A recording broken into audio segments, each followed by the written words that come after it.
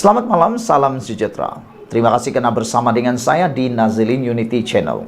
Ini masih lagi tentang Hamzah Zainuddin, SPRM, Ahli Parlimen Kuala Kangsar, Anwar Ibrahim, dan juga sokongan 2/3 kepada Anwar Ibrahim. Tajuk kali ini pastinya akan membuatkan mata dan pemikiran Anda terbuka. Tapi janji dulu, share video ini supaya semua orang tahu apa sebenarnya yang berlaku dalam kes Ahli Parlimen Kuala Kangsar tiba-tiba menyokong Datuk Seri Anwar Ibrahim. Tiba-tiba memberikan sokongan terhadap Anwar Ibrahim tanpa pengetahuan Perikatan Nasional. Yang lebih menarik lagi ialah beliau kata beliau sanggup dikenakan apa-apa tindakan kerana beliau harus kita puji. Kerana beliau mengutamakan kebajikan para pengundi rakyat di kawasan parlimennya. Dengan tajuk dipetik daripada FMT, meja tanya, meja patut jawab. Ketua Pembangkang harus lihat semula keengganannya berunding soal peruntukan mungkin jadi punca tindakan Ahli Parlimen Kuala Kangsar menyokong Datuk Seri Anwar Ibrahim. Ketua Pembangkang Hamzah Zainuddin dilaporkan terkejut besar. Terkejut besar. Mana kan tak dia terkejut kalau ahli parlimen mereka tiba-tiba tanpa angin, tanpa ribut, tanpa tahu, tiada apa-apa petanda, tiba-tiba satu ahli parlimen daripada blok Anda tiba-tiba menyokong pula musuh paling ketat Anda. Bayangkan kalau Anda ada geng, tiba-tiba geng Anda tu diam-diam tanpa tahu, tiba-tiba pula menyokong musuh politik Anda. Nah, itu pasti membuatkan terkejutlah kan. Jadi ini pastilah membuatkan Hamzah Zainuddin terkejut besar. Terkesima kerana seorang anak buahnya sendiri tiba-tiba mengisytiharkan menyokong kepimpinan Perdana Menteri Anwar Ibrahim. Harus juga tersentak atas hujah peruntukan pembangunan amat diperlukannya. Sedangkan pimpinan Perikatan Nasional PN tidak berbuat apa-apa untuk meleraikan isu itu. Ahli Parlimen Kuala Kangsar Iskandar Zulkarnain Abdul Khalid mendakwa keputusannya itu kemarin didorong keperluan mendesak untuk menangani krisis kenaikan kos sara hidup yang melanda kawasannya. Dengan kata lain, beliau sanggup memberi kejutan kepada Perikatan Nasional yang menaunginya demi kepentingan pengundi yang bergantung harap kepadanya agar dapat membawa perubahan nasib dan meningkatkan taraf hidup mereka. Bak kata Timbalan Ketua PKR Perak Muhammad Hairul Amir Sabri, tindakan Iskandar itu membuktikan beliau pemimpin berjiwa besar dan wajar dicontohi wakil rakyat Perikatan Nasional yang lain. Beliau telah memperlihatkan bahawa perbezaan fikrah atau manhaj politik bukan satu halangan untuk bersama-sama dalam mencurahkan khidmat bakti terbaik demi kepentingan rakyat. Perkara itu sepatutnya menjadi panduan dan teladan kepada setiap wakil rakyat pembangkang kerana keutamaan perlu diletakkan kepada rakyat seperti janji-janji pada PRU 15 yang lalu, katanya. Hamzah atau lazimnya dipanggil meja dalam logat Perak harus terasa tertampar. Terpaksalah naratif sama sekali berbeza di bawahnya. Daripada Iskandar diugut, ditekan dan didesak berdepan risiko pendakwaan atas kesalahan rasuah hinggalah kepada ketaksuban kerajaan perpaduan untuk mendapatkan semula majoriti 2/3 di Dewan Rakyat. Kita tak minat nak ulas kata-kata meja mengenai ahli parlimen Kuala Kangsar itu.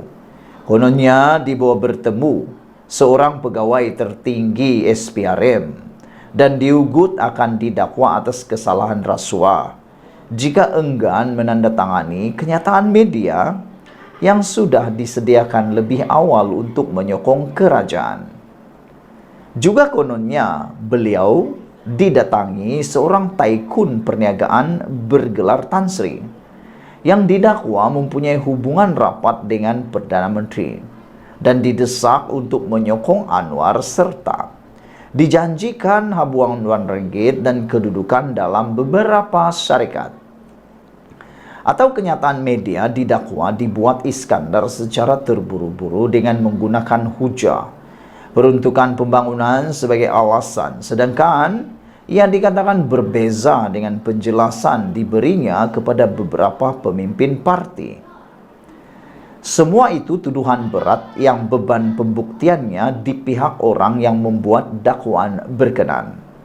Pihak berkuasa juga hendaklah melancarkan siasatan terperinci supaya dakwaan berkenan dapat dipastikan sahih atau tidaknya di samping memutuskan tindakan selanjutnya atau seterusnya. Tapi soalan yang boleh ditanya kepada meja ialah, jika benar tindakan Iskandar itu didorong oleh hujah peruntukan pembangunan yang belum diperoleh ahli parlimen pembangkang, maka ia harus diberbalik kepada Setiausaha Agung Perikatan Nasional itu sendiri yang belum pun memulakan usaha untuk mengadakan rundingan dengan timbalan Perdana Menteri Fadillah Yusof berkaitan perkara itu. Tidak mungkinkah ahli parlimen Kuala Kangsar itu beralih sekungan kerana didorong rasa kecewa terhadap pimpinan Perikatan Nasional, terutama Mejah selaku Ketua Pembangkang dan Taqiyuddin Hasan selaku Ketua WIP Perikatan Nasional yang seperti didakwa Anwar, angkuh dan sombong kerana enggan merundingkan hal peruntukan dengan Fadillah. Anwar dalam jawapannya kepada permintaan ahli parlimen Ketere, Kirlil Muhammad Nur berkaitan soal itu ketika menggulung perbahasan kajian separuh penggal rancangan Malaysia ke-12 di Dewan Rakyat 19 September lalu berkata, isu agihan peruntukan kepada pembangkang hendaklah dibincang dengan Fadillah, sama seperti kaedah digunakan ketika pentadbiran Ismail Sabri Yaakob. Runding, kalau setuju kita luluskan. Kalau tak sampai bila-bila pun kita tak luluskan. Runding, jangan sombong dan angkuh tuntut, tegas Perdana Menteri dalam jawapan yang harus tidak dianggap keliru oleh sesiapa, terutama Mejah dan Taqiyuddin yang kedua-duanya menganggotai Kabinet Ismail Sabri Yaakob dari Ogos 2021 hingga November 2022. Isnin lalu, Fadillah mengulangi bahawa belum ada sebarang surat rasmi daripada Wakil Perikatan Nasional kecuali ahli Parlimen Muar Syed Saddiq Syed Abdul Rahman yang berjumpa dengannya untuk membincangkan peruntukan dan kepada pembangkang. Satu lagi soalan untuk Mejah. Tidak mungkinkah langkah yang dipelopori oleh Iskandar itu menjadi ikatan atau ikutan kepada beberapa yang lain? Tambahan jika beliau mendapat peruntukan yang diinginkannya. Selain perkembangan terbaru ini menjadi tamparan kepada ego Perikatan Nasional, keputusan Iskandar itu tidak akan mengubah apa-apa yang lain, termasuk tempat duduknya di blok pembangkang di Dewan Rakyat atau berkait dengan undang-undang anti lompat parti. Seperti dijelaskan, beliau tidak akan meninggalkan atau mengkhianati Bersatu dalam apa jua keadaan atau prinsip taat dan setianya kepada parti. Biarpun mungkin berdepan risiko tindakan disiplin oleh parti, tambahnya, beliau tidak sanggup melihat pengundi di kawasannya terus terbiar dan ketinggalan hanya semata-mata kerana perbalahan naratif politik. Saya dengan ini mengambil keputusan untuk menyokong inisiatif kerajaan dalam hal-hal yang mengutamakan kebajikan rakyat negara ini sehingga pilihan raya umum yang seterusnya, katanya. Semalam, Timbalan Perdana Menteri Zahid Hamidi berkata, Iskandar menyokong Anwar atas kapasiti peribadi memandangkan beliau masih ahli patri pembangkang. Ahli Parlimen Kuala Kangsar tidak pun telefon atau bertemu atau mengadakan perbincangan dengan Perdana Menteri mengenai sokongan beliau kepada kerajaan perpaduan, katanya pada sidang media di Parlimen. Cuma masih tengyang-nyang usikan ahli Parlimen Hulu Langat Sani Hamzah kepada Kilir sebelum ini. Mari sebelah sini, mari sebelah sini jika ingin peruntukan.